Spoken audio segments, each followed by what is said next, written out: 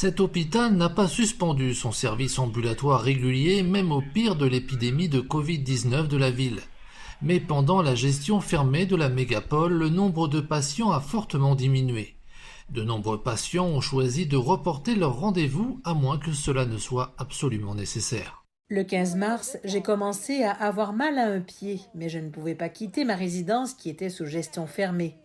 Étant donné que l'épidémie de COVID est essentiellement contenue, je suis allée au comité des résidents pour obtenir un certificat avec mon rendez-vous avec le médecin avant d'être autorisée à quitter la résidence. L'hôpital comptait entre 3 et 5 000 patients alors que l'épidémie était encore grave il y a quelques semaines. C'est moins d'un tiers du niveau ordinaire. Avec la réouverture progressive de la ville, l'hôpital reçoit beaucoup plus de patients depuis lundi.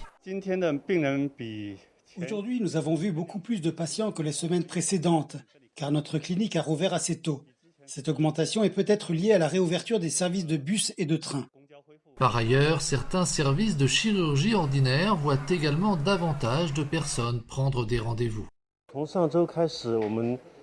Depuis la semaine dernière, dans l'aile est de l'hôpital, la situation de traitement est que 5 salles d'endoscopie sont ouvertes simultanément pour traitement, et aujourd'hui nous en avons 7, dont certaines pour la gastroscopie et d'autres pour la chirurgie, y compris la chirurgie du cancer gastrique précoce.